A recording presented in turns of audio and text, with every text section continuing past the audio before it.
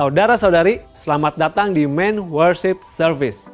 Kita percaya bahwa Tuhan sanggup menjamah dan memberkati kita ketika kita mengikuti ibadah secara online di rumah kita masing-masing. Di dalam menghadapi masa sukar seperti sekarang ini, tidak ada yang lebih tepat daripada mendekatkan diri kepada Tuhan melalui ibadah harian. Telah tersedia bagi Anda buku ibadah harian jilid 3 untuk periode bulan Juli sampai September yang akan menolong Anda untuk mengikuti ibadah harian secara teratur setiap hari. Dapatkan buku tersebut dengan harga Rp70.000 melalui para pemimpin kesan atau melalui WhatsApp atau WA di nomor 0811 588 580. Saat ini kita sudah memasuki pertengahan tahun 2020, yaitu bulan Juni. Selama bulan Juni ini kita akan belajar suatu tema, menghadapi normal yang baru. Melaluinya kita belajar tentang 4 sikap yang kita perlukan untuk menghadapi perubahan zaman seperti sekarang ini, serta untuk memampukan kita untuk menyongsong masa depan dalam berkat Tuhan. Keempat sikap tersebut adalah 1. Visioner, 2. Kerendahan hati, 3. Tabah, dan 4. Bertanggung jawab. Hari ini kita akan belajar dari firman Tuhan tentang sikap yang kedua, yaitu kerendahan hati. Kita akan mempelajari 3 ciri orang yang rendah hati. Sikap rendah hati yang membuka jalan bagi Allah untuk menopang diri kita, serta menolong diri kita untuk meraih masa depan yang Tuhan telah janjikan. Sebelum kita belajar kebenaran firman Tuhan mengenai 3 ciri dari orang yang hidup dengan kerendahan hati yang akan sangat menguatkan kita tersebut, mari kita menyiapkan hati serta terlebih dahulu memuji Tuhan. Bapak, Ibu, Saudara, dimanapun kita berada saat ini, mari bersama-sama kita meninggikan nama Tuhan.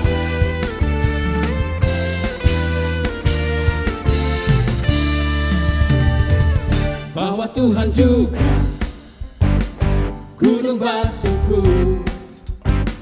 bahwa Tuhan juga kota bentengku, bahwa Tuhan juga penolongku, yaitu Allahku dan gunung batuku. Aku percaya akan Dia, perlindunganku. Aku percaya akan Dia, tanduk selamatku. Aku percaya akan Dia, sang perisaiku, tempat perlindungan yang tinggi.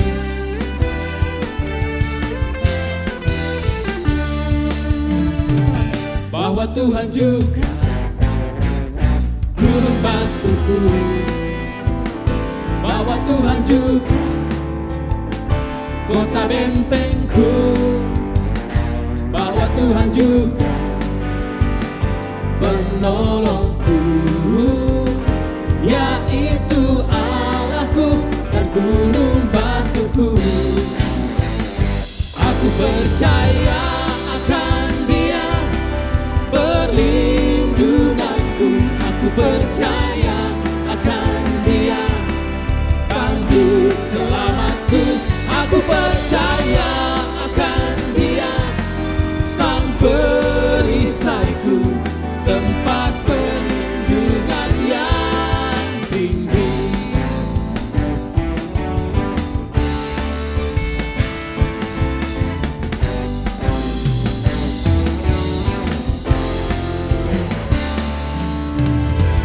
Aku percaya akan Dia, perlindunganku. Aku percaya akan Dia, tanduk selamatku. Aku percaya akan Dia, sang perisaiku, tempat perlindungan yang tinggi.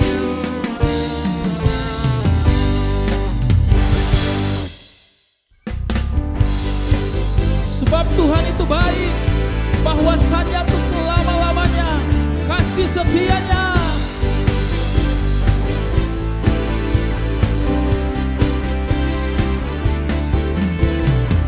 Ku masuki gerbangnya Tuhan dengan hati yang bersyukur. Ku bersorak memuji Tuhan, dialah sukacitaku. Sebab Dia baik, Dia sungguh baik, kasih setianya untuk selamanya. Sebab Dia baik, Dia sungguh baik, kasih setianya kekal. Sebab Dia baik, Dia sungguh baik, kasih setianya untuk selamanya. Sebab Dia baik, Dia sungguh baik, kasih setianya kekal selamanya. Kami nyanyikan pujian bagi-Mu Tuhan.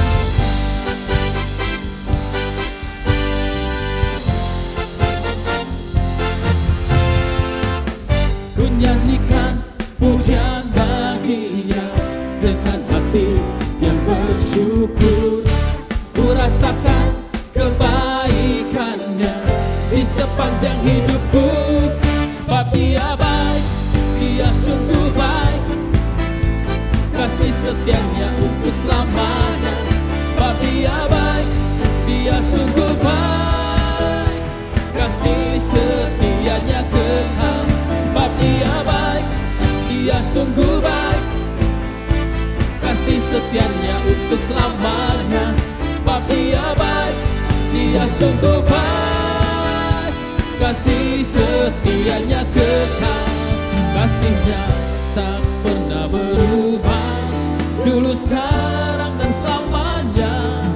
Terpujilah Tuhan, terpujilah Yesus, terpujilah Tuhan, terpujilah Yesus, terpujilah Tuhan, terpujilah Yesus. Sebab Dia baik, Dia sungguh baik, kasih setianya untuk selamanya.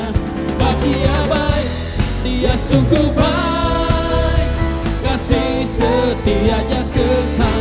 Sebab Dia baik, Dia sungguh baik, kasih setianya untuk selamanya. Sebab Dia baik, Dia sungguh baik, kasih setianya kekal, kasih setianya kekal selamanya.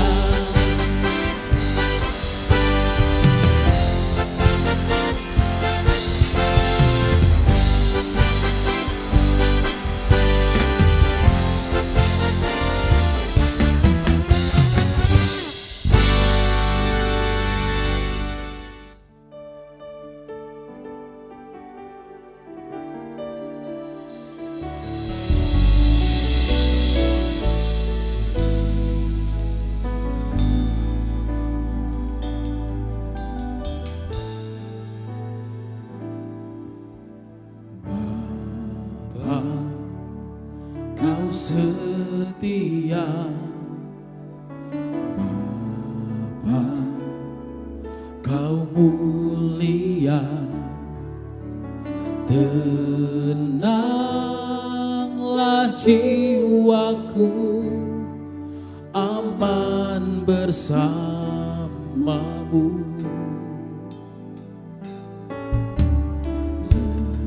Lebih dari harta, Kaulah segalanya.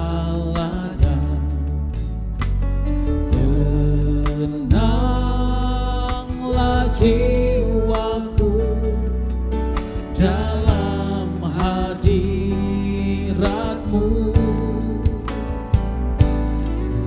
Kau tunjukkan kasih setiamu, Kau menyediakan yang ku perlu.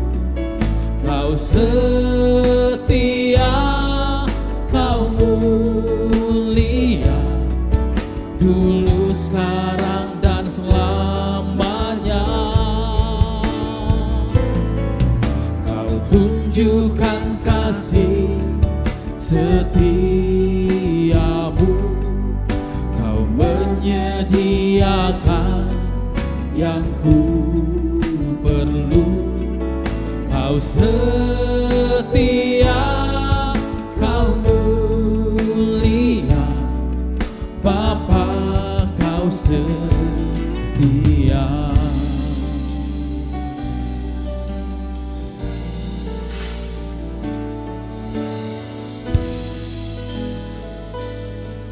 Bapa kau setia.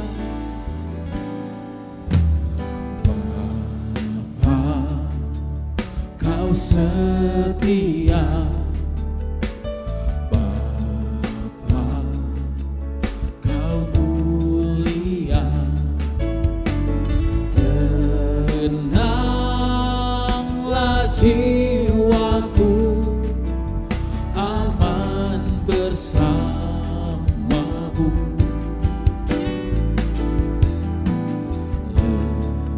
Lebih dari harta, Kaulah segalanya. Tenanglah jiwaku dalam hadirat-Mu.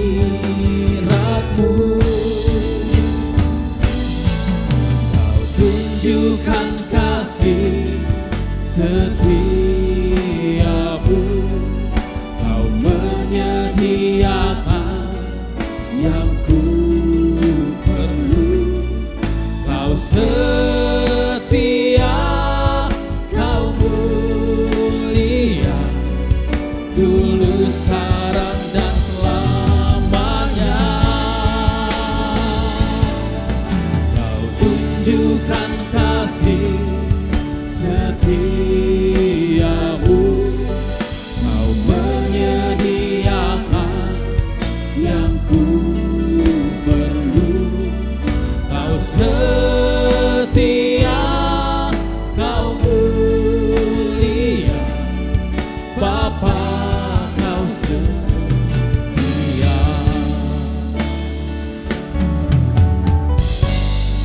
Sebab kasih setiamu lebih baik dari hidup ya Tuhan.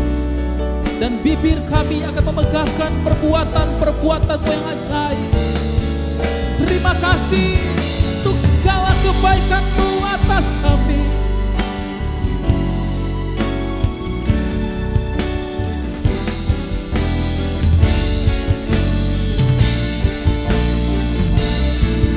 Kau menunjukkan kasih setiamu.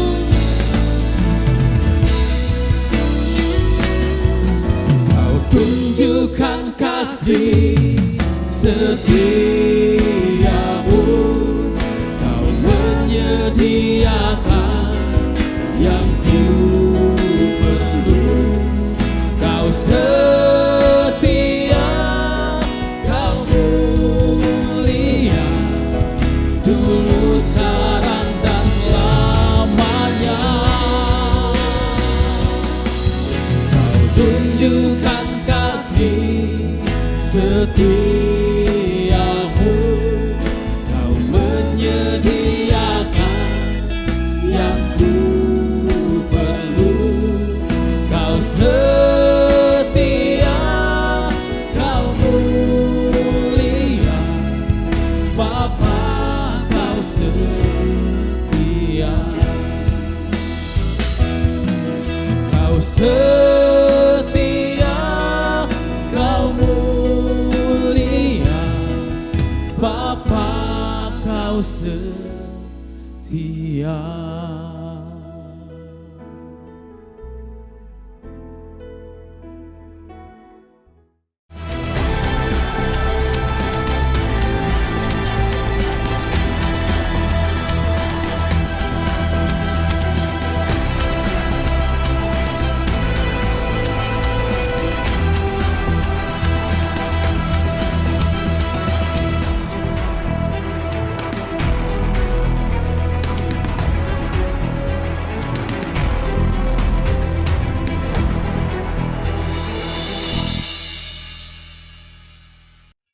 rasa jarang ada orang yang tidak pernah mendengar merek Gillette.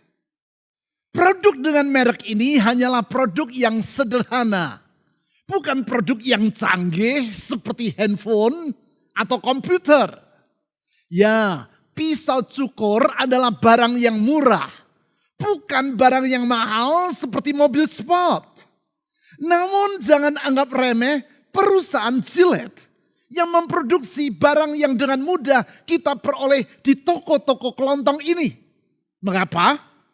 Karena ia merupakan salah satu perusahaan yang disebut oleh Jim Collins, seorang pakar dalam dunia manajemen yang sangat disegani di dunia, sebagai perusahaan yang hebat. Hebat. Sebab perusahaan ini mampu memimpin pasar. Hebat. Sehingga kata Gillette bukan sekadar suatu merek dagang. Namun begitu besar pengaruhnya sehingga orang menyebut semua pisau cukur sebagai Gillette atau Gillette. Sehingga apapun merek pisau cukur itu, orang akan tetap menyebutnya sebagai Gillette. Artinya merek ini sudah sedemikian melekatnya dalam pikiran orang. Sehingga semua pisau cukur seakan-akan identik dengan Gillette atau Gillette. Apakah yang menjadikan perusahaan ini hebat? Berdasarkan penelitiannya, Jim Collins menemukan ada 7 faktor. Hal tersebut ia tulis dalam bukunya yang menjadi salah satu buku bestseller di dalam dunia manajemen. Buku yang diberinya judul Good to Great atau dari baik menjadi hebat. 7 faktor yang mengakibatkan perusahaan-perusahaan yang baik, good companies, meningkat menjadi perusahaan-perusahaan yang hebat alias great companies. Salah satunya adalah perusahaan Gillette tadi. 7 faktor. Dengan faktor pertama yaitu faktor kepemimpinannya. Kepemimpinan yang diistilahkan oleh Jim Collins sebagai kepemimpinan tingkat 5. Level 5 leadership. Artinya kalau sebuah perusahaan dipimpin oleh seorang pemimpin tingkat 5, maka perusahaan tersebut bukan hanya bertahan hidup. Bukan hanya biasa-biasa. Bukan hanya baik. Namun akan menjadi perusahaan yang hebat. Artinya kalau suatu keluarga dipimpin oleh seorang pemimpin tingkat 5, maka rumah tangga tersebut tidak akan berjalan biasa-biasa. Bukan sekadar keluarga yang bertahan hidup. Bahkan bukan hanya baik. Namun rumah tangga yang sangat bahagia. Alias hebat. Hal ini berlaku baik bagi lembaga pro-laba atau pro-profit seperti perusahaan. Ataupun lembaga nirlaba atau non-profit seperti rumah tangga, yayasan, dan organisasi apapun juga termasuk masyarakat dan bangsa. Apakah kepemimpinan tingkat 5 tersebut? Dalam penelitian yang ia lakukan selama 5 tahun, Jim Collins menyimpulkan bahwa kepemimpinan tingkat 5 adalah kepemimpinan yang diwarnai dengan kombinasi antara kerendahan hati dan keteguhan hati dalam upaya untuk mencapai yang terbaik. Kombinasi ini adalah sangat langka.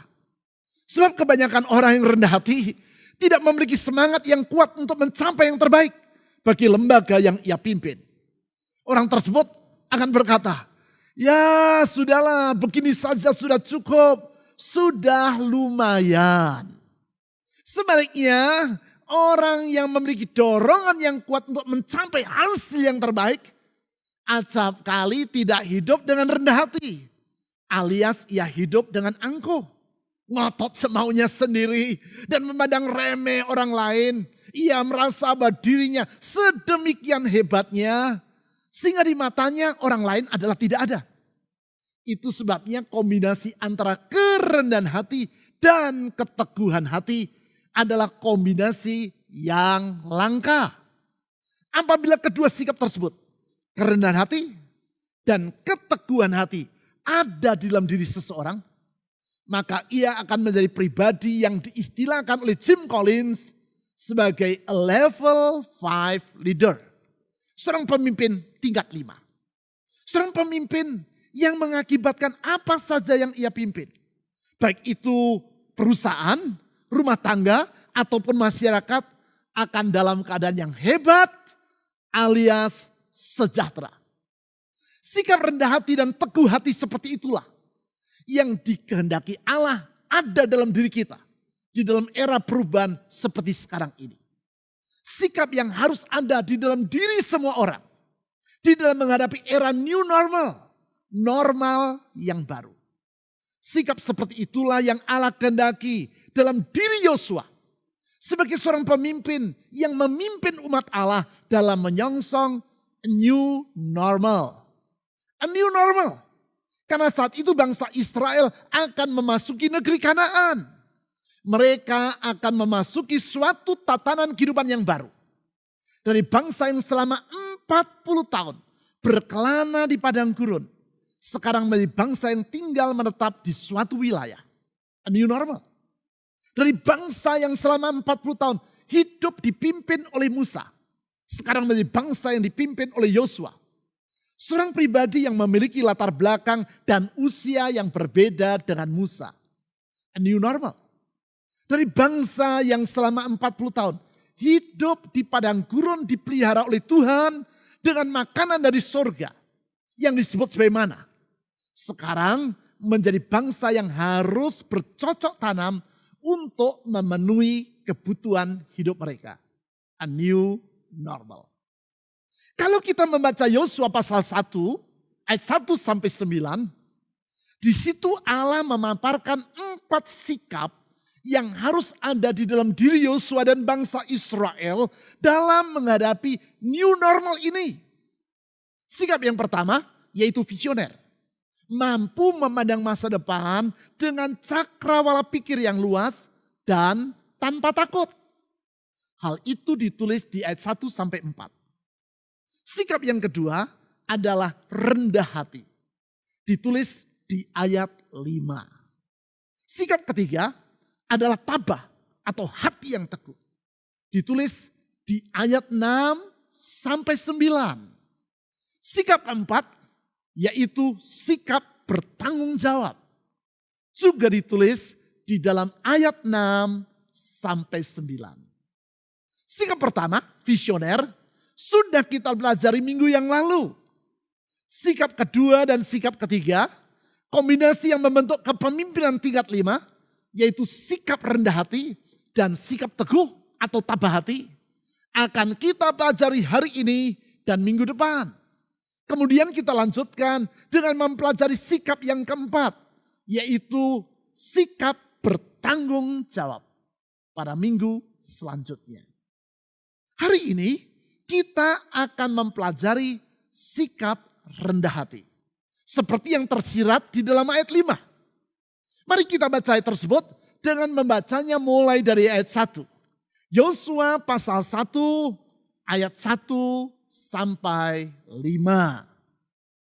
Sesudah Musa hamba Tuhan itu mati, berfirmanlah Tuhan kepada Yosua bin Nun, abdi Musa itu, demikian. Hambaku Musa telah mati. Sebab itu bersiaplah sekarang, seberangilah sungai Yordan ini. Engkau dan seluruh bangsa ini menuju negeri yang akan kuberikan kepada mereka. Kepada orang Israel itu. Setiap tempat yang akan diinjak oleh telapak kakimu, kuberikan kepada kamu. Seperti yang telah kujanjikan kepada Musa. Dari padang gurun dan gunung Libanon yang sebelah sana itu, sampai ke sungai besar, yakni sungai Efrat. Seluruh tanah orang Het. Sampai ke laut besar, di sebelah matahari terbenam. Semuanya itu akan menjadi daerahmu. Di dalam ayat-ayat ini Tuhan mengajak Yosua untuk hidup memandang ke depan. Hidup dengan cakrawala pikir yang luas. Dan menghadapi hari esok tanpa rasa takut. Itulah sikap yang visioner. Sekarang ayat 5. Seorang pun tidak akan dapat bertahan menghadapi engkau seumur hidupmu.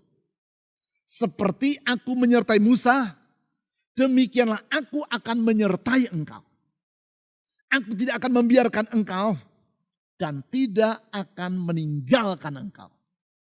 Di sini Tuhan berkata tentang apa yang akan dialami oleh Yosua dalam menghadapi tantangan yang ada di hadapannya.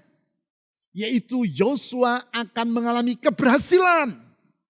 Yosua akan mampu menaklukkan tantangan-tantangan yang ada di hadapannya. Mulai dari menaklukkan kota Yeriko sampai kepada bangsa-bangsa Kanaan yang mendiami negeri yang akan segera ia masuki. Namun Tuhan mengingatkan bahwa keberhasilan tersebut bukanlah karena kehebatan Yosua, namun karena Allah yang menyertai Yosua. Karena Allah tidak akan membiarkan dan tidak akan meninggalkan Yosua. Singkat kata Tuhan berkata kepada Yosua, Yosua, engkau akan berhasil menaklukkan negeri yang ada di hadapanmu. Namun ingat, jangan engkau menjadi pongah karena keberhasilan itu. Tetapi hendaklah engkau tetap senantiasa rendah hati. Sebab kalau engkau berhasil, itu adalah karena aku yang menyertai dirimu. Pesan yang sama perlu kita dengar di dalam menghadapi era new normal yang ada di hadapan kita. Dengan mengutip pesan Tuhan kepada Yosua tadi, saya ingin berkata, dengar baik-baik. Anda akan menghadapi masa depan di dalam keberhasilan. Namun hiduplah senantiasa dengan rendah hati. Sebab keberhasilan yang akan Anda raih bukanlah karena kehebatan Anda. Namun karena penyertaan Tuhan atas diri Anda. Berarti siapakah orang yang rendah hati? Berdasarkan Yosua pasal 1 ayat 5 tadi, kita dapat menarik 3 pelajaran tentang karakteristik dari orang yang rendah hati. Inilah 3 ciri dari orang yang rendah hati tersebut. Pertama, orang yang rendah hati akan menyadari batas kemampuan dirinya. Orang yang rendah hati sadar bahwa kalau ia mengalami keberhasilan, hal itu bukan karena kehebatan dirinya. Namun karena ada para pendahulu yang membuka jalan bagi dirinya. Dan terlebih lagi, yaitu karena Tuhan yang menolong hidupnya. Hal ini Tuhan sampaikan di ayat 5 dengan berkata, seperti aku menyertai Musa, demikianlah aku akan menyertai engkau. Artinya Tuhan berkata, Yosua, kalau engkau dan bangsa Israel sekarang tiba di perbatasan negeri Kanaan, hal itu adalah karena Musa telah memimpin kalian sampai di sini. Terlebih lagi karena aku telah menyertai Musa. Oleh karena itu janganlah kalian menjadi takabur. Benarlah kata presiden kita yang pertama, Bung Karno, 60 tahun yang lampau. Yaitu ketika dalam peringatan Hari Pahlawan di tahun 1961, ia berkata, bangsa yang besar adalah bangsa yang menghormati jasa pahlawannya. Orang yang rendah hati tidak akan berkata, keberhasilan ini aku capai karena semata-mata oleh usahaku sendiri. Tidak. Ia akan mengingat jasa-jasa dari orang yang mendahulunya. Dalam kerendahan hati, Yosua tidak boleh melupakan peranan Musa dalam membawa bangsa Israel keluar dari Mesir, berjalan di padang gurun, dan sekarang tiba di perbatasan negeri Kanaan. Teolog terkenal yang hidup 850 tahun yang lampau di Inggris, John of Salisbury, berkata demikian. We are like dove sitting on the shoulders of giants. Kita ini bagaikan orang-orang kerdil yang berdiri di pundak para raksasa. Artinya kalau kita menjadi seperti sekarang, hal itu adalah karena jasa dari para pendahulu kita. Itu sebabnya Tuhan berkata, Yosua, kalau engkau menjadi seperti sekarang, sadarilah bahwa itu adalah karena Musa. Dan karena aku menyertai Musa. Itulah sikap rendah hati. Itulah orang yang tahu diri. Itulah orang yang menyadari batas kemampuan dirinya. Sehingga ia tidak akan bertindak gegabah. Ia tidak akan menepuk dada dan beranggapan bahwa apa yang ia capai adalah karena kehebatan dirinya. Sikap ini akan mengakibatkan kita lupa diri dan bertindak sembrono. Tindakan sembrono yang akan menyebabkan penyesalan. Tindakan sembrono seperti yang menguasai hati Kapten Edward Smith, nakoda kapal Titanic yang sudah saya ceritakan 2 bulan yang lalu. Dalam rasa angkuh, ia mengabaikan peringatan dari kapal-kapal lain bahwa jalur pelayaran yang akan ia tempuh, yaitu dari Southampton di Inggris ke kota New York di Amerika, saat itu sangat berbahaya. Karena pada jalur di lautan Pasifik tersebut terdapat banyak bongkahan-bongkahan es. Sebaliknya dari memperhatikan peringatan tadi, Edward Smith justru memerintahkan kepada juru mesin agar memacu kapal Titanic dengan kecepatan penuh. Ia ingin membuktikan bahwa bukan hanya Titanic merupakan kapal penumpang terbesar pada zaman itu, tetapi juga tercepat di dunia. Alhasil, kapal Titanic menabrak gunung es dan tenggelam ke dasar lautan. Ya, hidup ini harus rendah hati. Sehingga kita tidak akan hidup secara sembrono.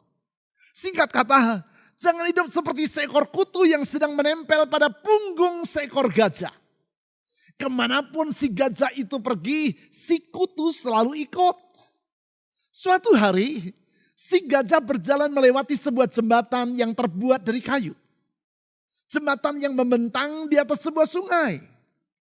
Ketika sang gajah menginjakkan kakinya, maka jembatan itu bergetar dan mengeluarkan bunyi yang berderak-derik. Melihat apa yang terjadi, si kutu yang berada pada punggung gajah itu langsung berdiri dan menepuk dadanya sambil berkata, "Lihat betapa hebat diriku. Begitu aku melewatinya, jembatan ini langsung bergetar." Ini kutu yang tidak tahu diri. Jelas bukan dirinya yang membuat jembatan itu bergetar. Namun karena berat tubuh sang gajah, tempat ia menempel, itulah yang membuat badan jembatan tadi bergetar dan berderak-derik. Mari kita hadapi masa depan dengan sikap tahu diri. Jangan takabur. Sikap takabur yang akan membuat kita jadi ceroboh, sembrono, dan mendatangkan penyesalan. Mari kita masuki era new normal ini dengan sikap rendah hati. Sikap rendah hati, yaitu pertama, menyadari batas kemampuan diri kita. Ciri yang kedua dari sikap orang yang rendah hati adalah ia akan hidup bersandar pada Tuhan. Ia tidak akan bersandar pada kemampuan dirinya yang terbatas ataupun pada semua hal lain. Yang sangat memahami bahwa semua itu bersifat terbatas dan tidak abadi. Namun ia akan bersandar pada Tuhan yang kuasa, kasih dan kesetiaannya tidak terbatas. Hal itu Allah ingatkan kepada Yosua di ayat 5 tadi. Yaitu dengan berkata seperti demikian. Yosua pasal 1 ayat 5 kalimat kedua. Seperti aku menyertai Musa, demikianlah aku akan menyertai engkau. Aku tidak akan membiarkan engkau dan tidak akan meninggalkan engkau. Tuhan berkata, pertama, aku akan menyertai engkau. Aku yang kuasanya tidak terbatas. Yang telah menyertai Musa dengan berbagai mujizat dari sejak bangsa Israel masih di Mesir sampai mereka keluar dari Mesir dan berjalan di padang gurun akan menyertai dirimu, Yosua. Tuhan berkata, kedua, aku tidak akan membiarkan engkau. Artinya, aku yang kasihnya tidak terbatas akan memedulikan engkau. Selanjutnya, Tuhan berkata, ketiga, aku tidak akan meninggalkan engkau. Artinya Allah berkata, Yosua, aku yang kesetiaannya tidak terbatas, tidak akan meninggalkan dirimu. Oleh sebab itu bersandarlah pada diriku. Ya, Orang yang rendah hati akan bersandar pada Allah yang kuasa, kasih, dan kesetiaannya tidak terbatas. Bukan bersandar pada dirinya sendiri ataupun semua hal yang lain yang kemampuannya terbatas dan tidak abadi. Sebab bila kita bersandar pada semua yang terbatas, termasuk kemampuan kita sendiri, maka kita akan kecewa dan mengalami keruntuhan. Tetapi kalau di dalam memasuki new normal ini, kita bersandar pada Tuhan yang kuasa, kasih dan kesetiaannya tidak terbatas. Kita tidak akan dikecewakannya. Demikian juga, kalau Tuhan telah menolong kita, janganlah kita melupakan Dia. Melupakan Tuhan dan beranggapan bahwa kalau kita berhasil meraih apa yang telah kita capai, maka hal itu adalah karena kemampuan dan upaya kita. Singkat kata, tetaplah bersikap rendah hati. Ingat kisah tentang seekor katak dan 2 ekor bangau yang sering saya ceritakan. Mereka hidup bersama secara serasi di sebuah kolam yang terletak cukup jauh dari keramaian. Dalam persahabatan yang erat, mereka suka berenang dan bermain bersama. Setiap sore, mereka menyanyi bersama dalam paduan suara yang indah. Sang katak mengorek dan kedua bangau menimpalinya dengan kuak-kuak mereka yang merdu. Singkat kata, mereka bertiga hidup rukun dan penuh bahagia. Sayang, kebahagiaan ini terganggu ketika suatu masa terjadi musim kemarau yang panjang. Sebagai akibat, air kolam tempat mereka hidup bersama mulai menyusut dan tak lama kemudian menjadi kering kerontang. Tidak ada pilihan lain. Kalau mereka ingin tetap bertahan hidup, maka mereka harus pindah ke kolam yang lain. Hal ini tentu tidak menjadi persoalan bagi kedua bangau tadi. Mereka dengan mudah terbang mencari kolam yang lain. Tetapi tidak demikian halnya bagi si katak. Bila tidak ditemukan jalan keluar, maka si katak pasti akan tertinggal dan mati di kolam yang kering itu. Sebagai sahabat karib, kedua bangau tadi tidak tega meninggalkan si katak. Sesudah memutar akal, akhirnya salah seekor dari kedua bangau itu menemukan solusi yang baik. Mereka berdua akan menggigit sepotong ranting dengan paruh mereka. Masing-masing menggigit salah satu ujung dari ranting tersebut. Sedangkan si katak akan bergantung pada ranting itu dengan menggigitnya. Sementara kedua bangau tadi membawanya terbang berpindah ke tempat yang lain. Rencana ini berjalan dengan mulus. Mereka terbang menuju ke kolam yang konon kabarnya masih berair. Sementara mereka melintasi suatu daerah pertanian, seorang petani yang sedang bekerja di ladang menengok ke atas. Pak petani terkagum-kagum melihat kerjasama yang luar biasa ini.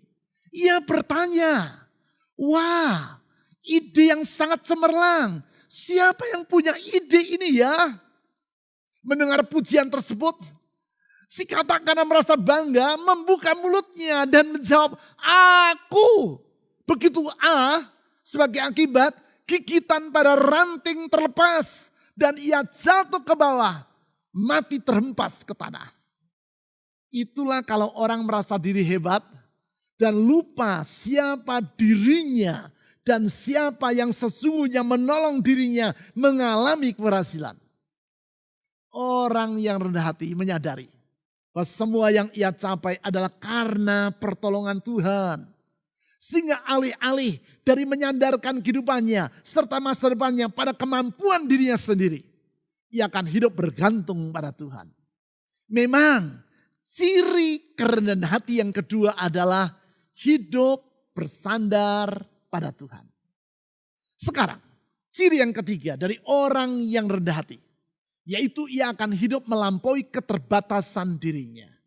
Ia akan hidup melampaui keterbatasan dirinya. Memang benar bahwa semua orang memiliki keterbatasannya masing-masing. Sepandai-pandai orang pasti kepandaiannya ada batasnya. Sekuat-kuat seseorang pasti kekuatannya terbatas juga. Seluas-luas pengalaman seseorang pengalamannya tidaklah sempurna. Namun apabila orang dengan rendah hati menyadari akan keterbatasan dirinya, serta hidup bersandar pada Tuhan, maka ia akan hidup melampaui keterbatasan dirinya. Mengapa? Sebab Allah yang tak terbatas akan menyanggupkan yang bersangkutan mengerjakan hal-hal yang besar lebih dari apa yang ia sendiri mampu untuk melakukannya. Hal inilah yang Allah janjikan kepada Yosua di dalam ayat 5 tadi. Pada kalimat pertama ayat tersebut, Tuhan berkata demikian kepada Yosua. Yosua 1 ayat 5 kalimat pertama. Seorang pun tidak akan dapat bertahan menghadapi engkau seumur hidupmu. Dengan berkata seperti demikian, maka Allah berjanji kepada Yosua bahwa Tuhan yang akan memampukan Yosua untuk hidup melampaui keterbatasan dirinya.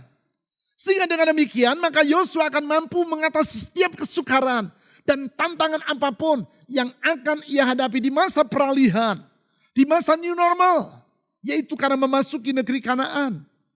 Kesukaran dalam bentuk apapun juga yang menghadang hidupnya tidak akan mampu merintang Yosua untuk meraih janji Allah bagi kehidupannya. Tantangan dalam bentuk situasi yang sukar, yaitu sungai Yordan yang sedang banjir. Tantangan dalam bentuk orang-orang yang bermaksud untuk menghalangi kemajuan dirinya, yaitu penduduk kota Yeriko dan raja-raja Kanaan yang sangat kuat.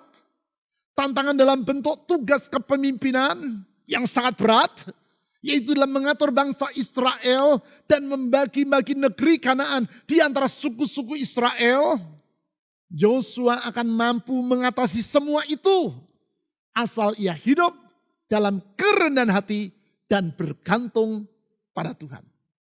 Singkat kata, tidak ada apapun yang dapat membatasi orang yang hidup di dalam kesadaran bahwa dirinya adalah pribadi yang terbatas. Dan dalam kerendahan hati ia bergantung pada Allah yang tak terbatas. Memang hidup di dalam suatu tatanan yang baru atau new normal bukan hanya hidup dalam pola kehidupan yang baru. Namun juga diperlukan hidup dengan sikap yang berbeda. Tanpa perubahan dalam sikap hidup ini, kita tidak akan mampu melewati era new normal dalam keberhasilan. Salah satu sikap tersebut adalah kerendahan hati. Kerendahan hati yang membuka jalan bagi Allah untuk menopang diri kita. Menetapkan langkah-langkah kehidupan kita. Dan menolong kita untuk meraih masa depan yang telah ia janjikan. Sikap inilah yang Tuhan tegaskan kepada Yosua. Dalam Yosua pasal 1 ayat 5 tadi. Sikap rendah hati yang bila disertai dengan keteguhan hati akan mengakibatkan kita hidup dalam kualitas kepemimpinan tingkat 5 atau level 5 leadership seperti yang diutarakan oleh Jim Collins tadi. Sikap merendahkan hati seperti itulah yang harus ada pada diri kita dalam menghadap kepada Tuhan dan mengalami pertolongannya. Sikap merendahkan hati seperti yang digambarkan bila orang datang berkunjung ke gereja yang didirikan di tempat Yesus dilahirkan di kota Bethlehem. Apabila Anda pergi mengunjungi gedung gereja yang biasa disebut sebagai The Church of Nativity atau gereja tempat kelahiran Yesus di kota Bethlehem tersebut, salah satu objek yang menarik di sana adalah pintu masuknya. Berlainan dengan pintu masuk dari gedung-gedung gereja yang pada umumnya dibuat semegah mungkin, pintu masuk ke gedung gereja yang dibangun di atas goa tempat Yesus dilahirkan ini berukuran sempit dan dengan ambang pintu yang rendah. Sedemikian sempitnya sehingga pintu ini hanya dapat dilalui oleh satu orang saja. Sedemikian rendah ambang pintunya sehingga untuk melewatinya orang harus membungkuk diri.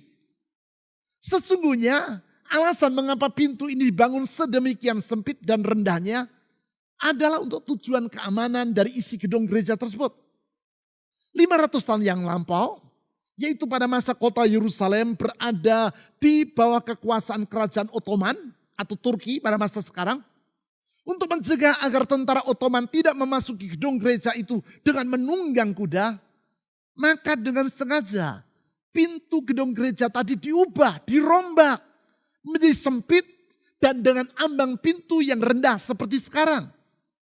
Namun dalam perjalanan waktu, akhirnya pintu itu disebut orang sebagai the door of humility atau pintu kerendahan hati. Disebut seperti demikian karena untuk melewatinya, yaitu untuk masuk ke dalam gedung gereja tadi, semua orang tanpa memandang latar belakang dari yang bersangkutan harus rela merendahkan diri dengan membungkukkan dirinya. Demikian juga untuk bertemu dengan Tuhan, mengalami pertolongannya yang memampukan kita untuk memasuki era new normal di dalam kemenangan. Kita perlu membungkukkan diri di hadapan Tuhan. Artinya kita harus hidup dalam kerendahan hati. Kerendahan hati yang berjalan seiring dengan kesadaran akan terbatasnya kemampuan diri kita. Kerendahan hati yang membuat kita hidup bersandar pada Tuhan. Kerendahan hati yang mengakibatkan kita dapat hidup melampaui keterbatasan diri kita. Kerendahan hati yang memungkinkan kita memasuki dan menjalani era new normal di dalam janji Tuhan. Yaitu seorang pun tidak akan dapat bertahan menghadapi engkau seumur hidupmu. Kerendahan hati yang membawa kita untuk hidup berkemenangan. Kerendahan hati yang akan menjadikan doa-doa kita kepada Tuhan tidak akan sia-sia. Kerendahan hati yang Tuhan Yesus sendiri telah contohkan melalui kerelaannya datang ke dunia dan menjadi sama dengan manusia. Kerendahan hati yang mengakibatkan Yesus rela mengorbankan dirinya sampai mati di kayu salib bagi kita manusia yang berdosa. Kerendahan hati yang menjamin masa depan kita yang indah di dalam kepastian. Mari kita berdoa. Tuhan Yesus, Engkau pribadi yang rendah hati. Engkau rela meninggalkan surga yang mulia datang ke dunia menjadi manusia yang hina. Menderita sengsara sampai mati di kayu salib. Bagi kami manusia yang berdosa ini. Tuhan Yesus, kerendahan hatimu yang mengubah kehidupan kami, menghapuskan masa lalu kami, dan memberikan jaminan untuk masa depan kami. Ajar kami untuk hidup dalam kerendahan hati yang sama, mencontoh teladanmu, mengikuti jejakmu, sebab kami sadar semakin kami hidup dalam kerendahan hati, belas kasihan anugerahmu akan semakin melimpah dalam hidup ini. Sehingga melewati masa perubahan. Sehingga melewati masa peralihan. Sehingga melewati masa new normal ini. Kami tahu kalau Tuhan yang menyertai kami. Tiada apapun yang dapat merintangi kami. Sebaliknya di dalam pertolongan dan anugerahmu. Kami akan meraih masa depan yang telah Tuhan janjikan. Itu sebabnya sekarang saya berdoa ya Tuhan Yesus bagi anak-anakmu. Bagi umatmu, bagi jemaatmu. Di dalam masa-masa perubahan dan peralihan ini. Sertai dan tuntun hidup mereka. Sehingga keberhasilan akan mendampingi hidup mereka. Keberhasilan akan mengikuti kehidupan mereka. Keberhasilan dalam rumah tangga, keberhasilan dalam usaha, keberhasilan dalam pekerjaan, keberhasilan dalam karier, keberhasilan dalam keuangan, keberhasilan dalam studi, keberhasilan dalam segala hal. Perlindungan pertolongan Tuhan dalam kesehatan. Tuhan memampukan anak-anakmu melewati masa perubahan ini dalam sukacita, berkat, dan kemenangan yang Tuhan telah sediakan. Karena sesungguhnya kami yakin orang yang rendah hati tidak ada apapun yang dapat membatasi dirinya untuk meraih hari depan yang Tuhan telah janjikan.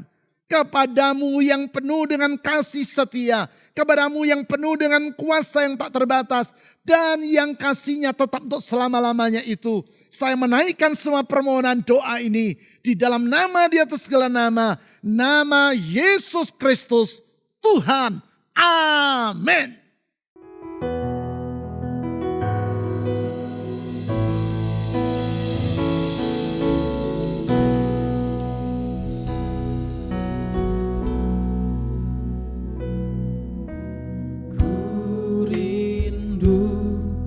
Setiap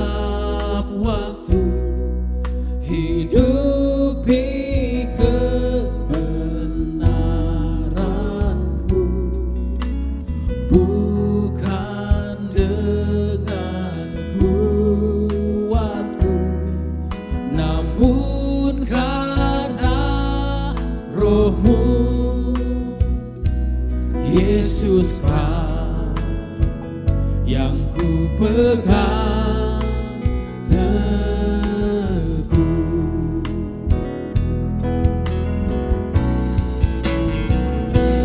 Engkaulah Tuhan,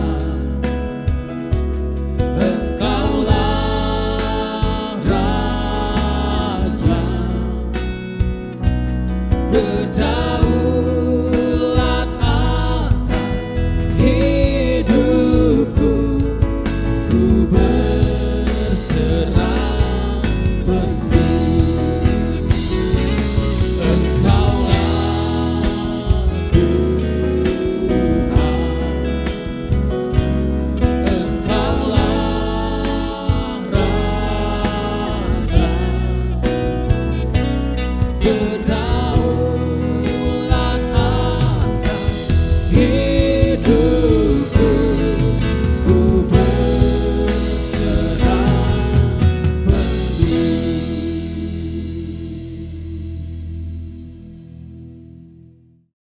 Ibadah online gereja kita tersedia dalam 6 ibadah yang sesuai dengan kelompok usia.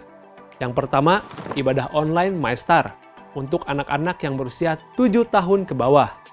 Kedua, ibadah online Star Kids yang diperuntukkan bagi anak-anak usia 7 sampai 12 tahun. Ketiga, Radiance merupakan ibadah online bagi pelajar SMP dan SMA. Keempat, Campus Connection yang dikhususkan bagi para mahasiswa. Kelima, ibadah online Fusion untuk profesi muda. Dan keenam, MWS atau Main Worship Service yang diperuntukkan bagi jemaat umum. 6 ibadah yang berbeda disesuaikan dengan kebutuhan masing-masing kelompok. Setiap minggu, ke-6 ibadah tersebut dapat diikuti sepanjang hari, mulai hari Sabtu pukul 17 atau 5 sore. Bagi Anda yang memerlukan dukungan doa, Anda dapat mengirimkan beban doa melalui WA atau WhatsApp di nomor 0811 309 077. Sekali lagi, kirimkan beban doa Anda melalui WA ke nomor 0811 309 077. Mari kita wujudkan iman dan kasih kita kepada Tuhan melalui persembahan kita. Anda dapat memberikan persembahan dan persepuluhan dengan mengirimkannya ke nomor rekening yang tertera di layar. Selain itu, telah tersedia alternatif bagi Anda untuk memberikan persembahan dan persepuluhan, yaitu dengan menggunakan dompet digital melalui aplikasi yang tertera di layar Anda. Anda juga dapat melihat berbagai informasi penting dari gereja kita melalui website www.fajarpengharapan.net atau melalui aplikasi GKPB Fajar Pengharapan serta Instagram GKPB Fajar Pengharapan. Terima kasih telah beribadah bersama kami dan kami sangat menantikan kunjungan Anda selanjutnya. Sampai bertemu kembali minggu depan. Saudara-saudari, kita akan mengakhiri ibadah dengan ucapan syukur kepada Tuhan. Mari kita berdoa. Bapa di surga, Allah sumber segala kasih karunia, kami bersyukur kepadamu karena Engkau berkenan memberkati setiap kami yang berharap kepadamu. Kami bersyukur kepadamu karena dimanapun kami berada saat ini, kami tetap dapat beribadah kepada Tuhan. Iman kami diteguhkan oleh kebenaran firman-Mu, dan hati kami penuh dengan ketenangan. Ya Tuhan, sesungguhnya Engkau tidak pernah membiarkan kami berjalan seorang diri di tengah masalah dan kesulitan yang kami hadapi. Engkau berkenan menuntun perjalanan hidup kami di tengah masa yang tidak mudah ini. Dan ini keyakinan kami ya Tuhan, kalau Tuhan yang menuntun perjalanan hidup kami, maka Tuhan pula yang akan membuka jalan bagi setiap kami. Karena itu ya Tuhan, doa kami, tuntunlah hidup kami, pimpinlah perjalanan hidup kami. Sekarang saya berdoa untuk jemaat-Mu ya Tuhan, berkatilah setiap keluarga, supaya sukacita dan damai sejahtera melimpah dalam kehidupan mereka. Ada relasi yang indah antara anggota setiap keluarga. Berkatilah usaha pekerjaan umat-Mu ya Tuhan di masa yang tidak mudah ini. Turunkanlah hikmat-Mu dalam hidup mereka, supaya setiap keputusan yang mereka ambil adalah keputusan yang benar dan tepat. Bukalah jalan keluar bagi mereka di tengah persoalan dan masalah yang mereka hadapi. Lindungilah umat-Mu ya Tuhan dari segala mara bahaya. Sembuhkanlah yang sakit. Pulihkanlah kesehatan mereka ya Tuhan. Dengan keyakinan akan kemurahan Tuhan, saya berdoa. Kiranya berkat dari Bapa di surga dilimpahkan dalam kehidupan setiap jemaat-Mu. Di dalam nama Tuhan Yesus Kristus, pribadi yang kuasa dan kasih-Nya tidak terbatas, kami berdoa dan bersyukur. Amin.